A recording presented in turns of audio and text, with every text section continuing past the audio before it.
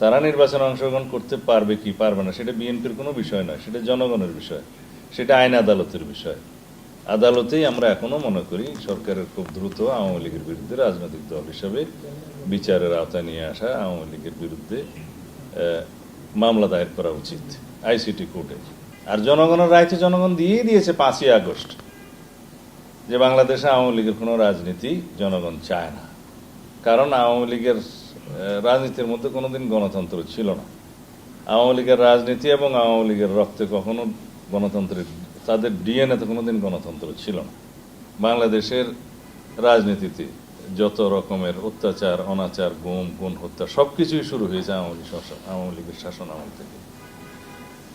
আওয়ামী লীগের বিরুদ্ধে কথা বলতে গেলে বাংলাদেশের মানুষকে একটা মহাকাব্য রচনা করতে হবে তাদের অনাচারের জন্য। তো সুতরাং আওয়ামী লীগকে দেশের মানুষ প্রত্যাখ্যান করেছে, গণ-অভ্যুত্থানের মধ্য দিয়ে তারা বিতাড়িত হয়েছে। তারা বাংলাদেশের রাজনীতি করতে পারবে কি পারবে না সেটা জনগণ জবাব দিয়েছে, এবং সামনের দিনেও আইনানুগভাবে আদালতের মাধ্যমে সেটা সাব্যস্ত হওয়া উচিত, এবং ভবিষ্যতেও জনগণ সেটা নির্ধারণ করবে। সুতরাং এটা বিএনপির কোনো বিষয় না।